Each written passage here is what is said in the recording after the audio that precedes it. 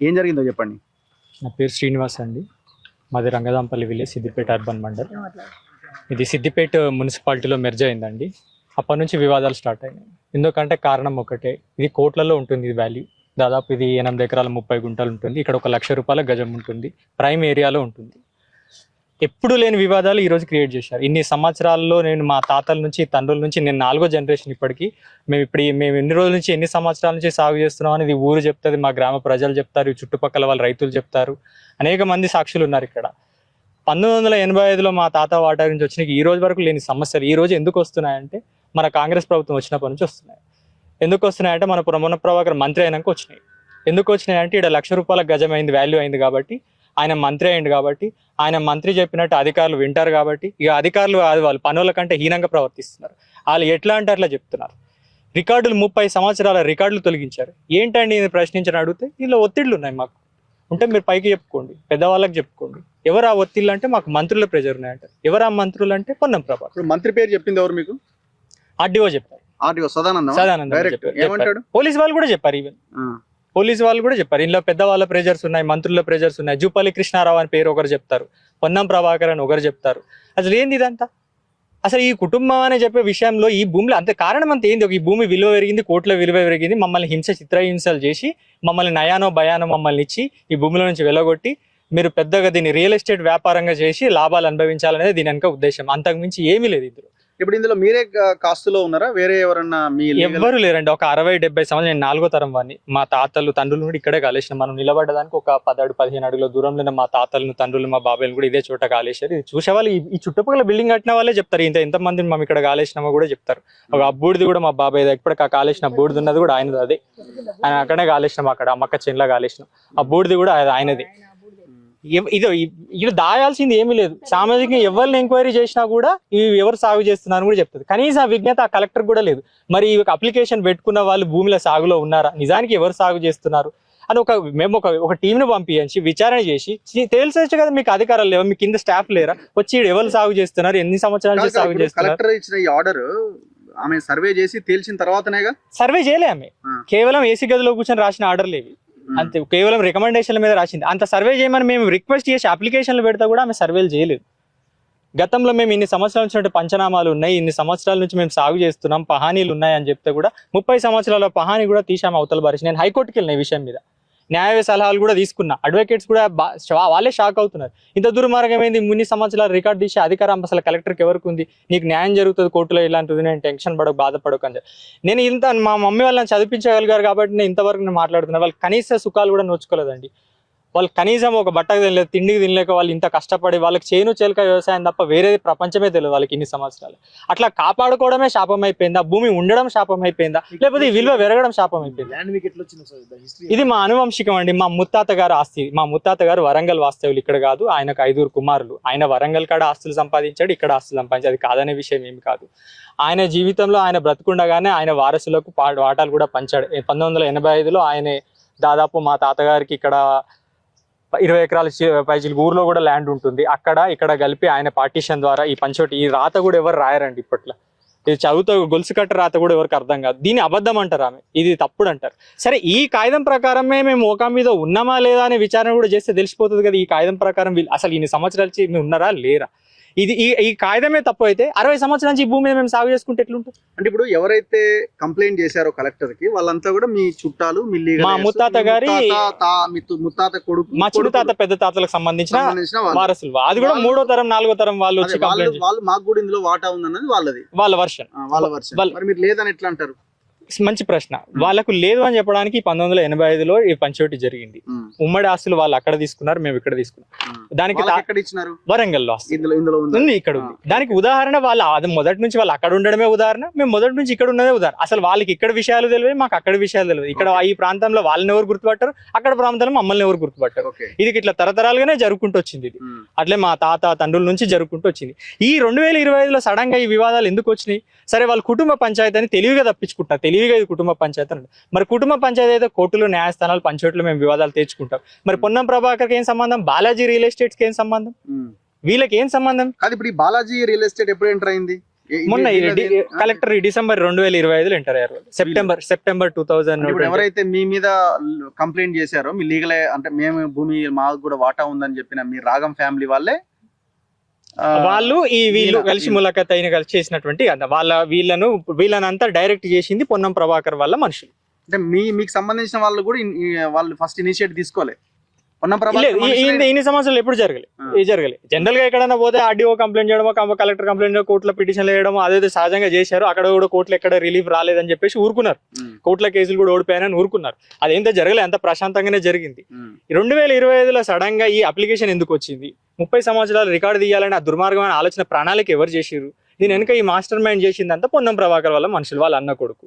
ఏమని ఇది కుటుంబ పంచాయతీగా చిత్రీకరించి లేదు ఈ రికార్డ్ అంతా వాళ్ళందరికీ వస్తుందని ఒక అప్లికేషన్ మీరు పెట్టి అందులో విషయాలు ఏవి చెప్పదు. ఆ కలెక్టర్ కూడా మేము ఎన్ని ఆధారాలు సమర్పించినా ఆమె ఏవి పట్టించుకుంటలేదు. నువ్వు ఏమని ఉంటే నా పై అధికారులకు ఫిర్యాదు చేసుకో, CCLA కమిషనర్కి వెళ్ళి ఫిర్యాదు చేసుకో, నేను తప్పు చేయలేదు అని అంటున్నాను. మరి తప్పు చేయకపోతే క్షేత్రస్థాయిలో 16 ఎకరాల భూమి రికార్డ్ ఎట్లా వచ్చింది మేడం? ఆ రికార్డ్ అని చూపించండి కనీసం మాకు. 16 ఎకరాల భూమి ఎట్లో మీరు వ్యవసాయ భూమి ఉందని 16 ఎకరాలు చెప్పారు. మరి అక్కడ వ్యవసాయ భూమి 16 ఎకరాలు ఉందని సర్వే చేసి పెట్టుకొచ్చి చెప్పొచ్చు కదా. ఇప్పుడు బిల్డింగ్లు అన్ని ఆ 16 ఎకరాలు అందులో ఉన్నాయి, అన్ని అమ్మేసినాం, ప్లాట్లు అయిపోయినాయి, ఎవరో బిల్డింగ్లు కట్టుకుని వాళ్ళు కూడా ఉన్నారు. కానీ రెవెన్యూ రికార్డ్ లో మాత్రం 16 ఎకరాల భూమి చూపిస్తున్నారు. బాలాజీ రియల్ ఎస్టేట్స్ పేరు మీద 16 ఎకరాల భూమి. ఇప్పుడు నిజంగానే పంచవటి వివాదం అయితే 8 ఎకరాలు 30 గుంట అయితే 8 ఎకరాలు 30 అని ఉండాలి. అయితే వాళ్ళకన్నా ఉండాలి, అది మాకన్నా ఉండాలి. నిజంగా వాళ్ళన్న పంచాయతీ నిజమని వాళ్ళు సమర్థించుకుంటే మరి 16 ఎకరాల భూమి ఎక్కడికి వెళ్ళి వచ్చింది? వస్తే చూపిమనండి, మేము కాదంటున్నామా? మేము ఇప్పుడే క్షమాపణ కోరుతాం. అది నాకు సంబంధం లేదని చెప్తున్నాను. మీరు ఒక బాధ్యత గల అధికారి, మీరు సంబంధం లేకపోతే ఎవరి దగ్గరకు పోతారు? అంటే మీ వ్యవస్థలు ఇప్పుడు ఈ మంత్రులైన ప్రభుత్వం వచ్చింది, ప్రజాప్రభుత్వం, రైతు ప్రభుత్వం అంటూ నేను రైతులకే విజ్ఞప్తి చేస్తున్నా. రైతు లేనిది భూమి లేదు, భూమి లేనిది రైతు లేడు. మరి ప్రతి రైతుకి ఈ సమస్య వస్తుంది. భూములు కాపాడుకున్న ప్రతి రైతుకు సమస్య వస్తుంది. విలువగల భూమి ఉన్న ప్రతి రైతుకి ఈ సమస్య ఏదో ఒక రోజు, ఈ రోజు నా వరకు వచ్చింది, నా కుటుంబం వరకు వచ్చింది, రేపు ఇంకోల వరకు వస్తుంది. ఇప్పుడు ఈ OS number 19 of 2018 the honourable first class, అది 9 అయితే 19 అని తెలుగుగా రాసింది ఆమె. OS 9 వాస్తవం. ఓకే, నేను చూడలేదు, తప్పు అది డిస్మిస్ అయింది. ఎవరు వేసిరా పిటిషన్? ఈ వరంగల్ పార్టీ వాళ్ళే వేశారు మీ మీద, మా మీద, ఇదే ల్యాండ్ మీద వేస్తే ఆ సూట్ కూడా డిస్మిస్ అయింది. అయితే సూట్ కూడా డిస్మిస్ అయింది, వాళ్ళకి వ్యతిరేకంగానే వచ్చిన విషయాన్ని కూడా ఆమె పరిగణలోకి తీసుకోలేదు. లేదు అందరికి 5 భాగాలు ఉంటాయి అని చెప్తుంది. 5 భాగాలు ఉన్నాయని చెప్పడానికి నీకు హక్కు ఉందా? నువ్వు కలెక్టర్ అయినా విజ్ఞత కలదని, నీకు ఆమాసం తెలియదా? నీకు న్యాయ నిపుణులు కూడా ఏం చెప్తున్నారు అది అడగండి ఒకసారి. అసలు కలెక్టర్కి పంచోటి చేసే అధికారాలు లేవన్నారు. పోనీ నువ్వు పంచోటి చేసినా కనీసం సర్వే చేసి ఏ భూమి ఎక్కడుంది, ఎంత ఉందనేదని నువ్వు చేసినావు. కనీసం 16 ఎకరాల భూమి ఉందని నువ్వు రాసిచ్చినావు. ఇక్కడ 16 ఎకరాల భూమి ఉందా? ఇక్కడ ఇప్పుడు మీ మీద పిటిషన్ ఇచ్చిన వాళ్ళకి ఏమైనా ఆస్తి తక్కువ వచ్చిందా? మీ ముత్తాత దగ్గర ఎవరికి ఏది తక్కువ రాలేదు, కావాలి విలువ పెరిగింది. విలువ పెరగడం వల్ల ఈ సమస్యలు అంతా, కాపాడుకోవడం వల్ల ఇదంతా. మేము కాపాడుకోవడం ఒక శాపం, విలువ పెరగడం ఒక శాపం. ఇప్పుడు మాకున్న శాపం అంతా పెరిగిందంటే విలువ పెరగడం, దాన్ని మేము ఇంతవరకు కష్టం పడి కాపాడుకోవడం. ఇదే మేము చేసిన తప్పు, ఇంకా వేరే ఏ తప్పులు లేవు. అందరు రైతుల లెక్కనే మాకు భూములు ఉన్నాయి, అందరు వ్యవసాయం చేసుకున్నట్టే మా కుటుంబం వ్యవసాయం చేసుకుంటాం. ఇప్పుడు మ్యూటేషన్ ఎందుకు కావాలి మరి? మీ పేరు మీద మ్యూటేషన్ అయింది, మా పేరు మీద, మీ పేరు మీదనే ఉంది. ఇప్పుడు ఉండబట్టికే కదా ఆమె తీసేసింది. 2025లో మా రికార్డు మా పేరు మీద మ్యూటేషన్ ఉండబట్టికే కదా ఆమె తీసేసింది. ధరణిలో కూడా తీసేసింది. ధరణిలో మీ పేరే ఉండేనా? అదే 2025 వరకు మా పేరే ఉండే. ఆమె ఆర్డర్ని స్పష్టంగా చెప్పింది కదా, మీ రికార్డ్స్ చెల్లవు, మీది ఇల్లీగల్ రికార్డ్స్ అని చెప్పేసి 30 సంవత్సరాల రికార్డ్స్ ఇల్లీగల్ అని చెప్పి ఆమె తేల్చేసింది. నీ డాక్యుమెంట్స్ కూడా మా తాతగారు కోర్టు ఆర్డర్ ఉండాలి, ఏమీ లేదు. మరి ఇక్కడ వాళ్ళకి మీ వాళ్ళకి ఇచ్చినట్టు అక్కడ వరంగల్ మీకు ఏమైనా ఇచ్చినట్టు ఆధారాలు ఉన్నాయి? వరంగల్ ఏమైనా షేర్ ఇచ్చిన మేము అక్కడ షేర్ వాళ్ళకి వెళ్ళిపోయింది, ఇక్కడ షేర్ మాకు వచ్చేసింది. ఇప్పుడే చేసింది మా చేయలేదు. అదే వాళ్ళని అడగాలండి. నేను అదే మా రిటర్న్ గా మేము కలెక్టర్ నుంచి, ఆర్డీఓ నుంచి, కలెక్టర్ నుంచి నోటీసులు వచ్చినాయి. మేము చెప్పినాం, వాళ్ళకి వివరణ కూడా చెప్పినాం. మాకు ఈ ప్రకారంగా కబ్జాల్లో మేము ఉన్నాము, మాకు ఈ ప్రకారంగా ఇన్ని సంవత్సరాల నుంచి మేము అనువంశికంగా ఉన్నాము, మాకు ఈ ప్రకారంగా ఆస్తులు వచ్చినాయి, మీరు విచారణ కూడా చేయండి, సర్వేలు కూడా చేయండి అని చెప్పినాం. సర్వేలు చేయకపోగా ఆర్డీఓ నా మీద పోలీస్ కంప్లైంట్ ఇస్తాడు. ఏమని? బాలాజీ రియల్ ఎస్టేట్ అనే వ్యక్తి అట అతను కంప్లైంట్ ఇచ్చిండట, నేనట ఆయన సర్వేకి అడ్డుపడుతున్నానట, ఆర్డీఓ సర్వేకి. నేను ఉన్నది ఇక్కడ, నేను పుట్టి పెరుగుంది. ఆ బాలాజీ రియల్ ఎస్టేట్ అని నేనే ట్రెస్ పాస్ అయ్యానని కేసు పెట్టారు. దానికి దురదృష్టం ఏంటంటే కంప్లైంట్ ఉన్నది ఆర్డీఓనే, నా మీద కంప్లైంట్ ఇచ్చింది ఆర్డీఓనే. ఆర్డీఓ ఏ ఆధారంగా కంప్లైంట్ ఇచ్చిందంటే బాలాజీ రియల్ ఎస్టేట్ అతను అతనికి అప్లికేషన్ పెట్టుకున్నాడు ఈ భూమి సర్వే చెప్పమని చెప్తే. అదేమి రాయలేదు.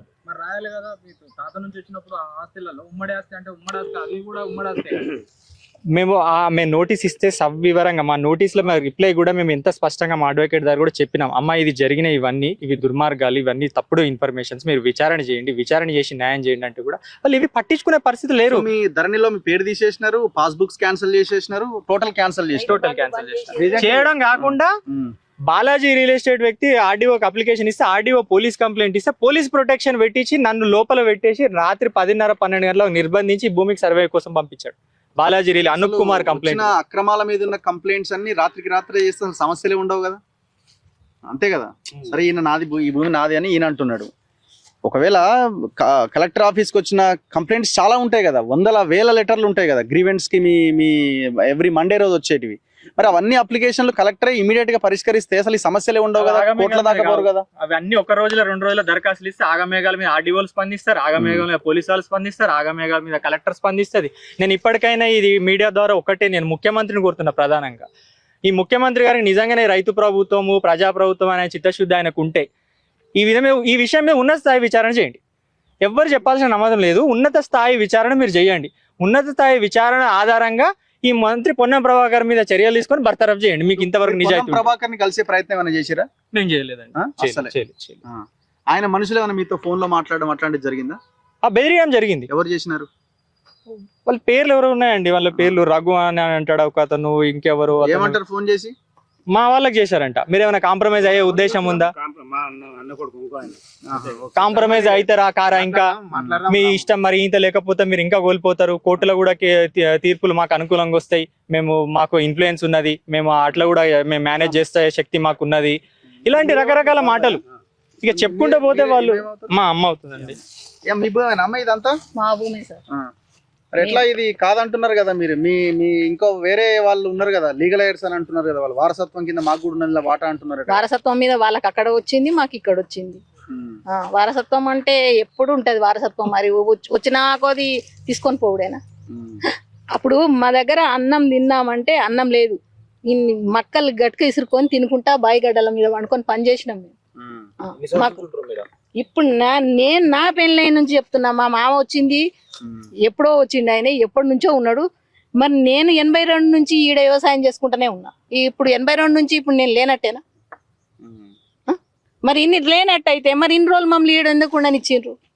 ఎప్పుడో తీసేయాలి కదా. మా భర్త కూడా వ్యవసాయం చేసి అదే బాయిలో చెట్లు కొట్టబోయి పడి చనిపోయిండు. పేపర్ స్టేట్మెంట్ ఉంది, కావాలంటే చూపిస్తాం మీకు. ఆయన బాయిలో పడి చనిపోయిండు. ఎవరు? మా ఆయన వ్యవసాయం ఇక్కడే చనిపోయిండు.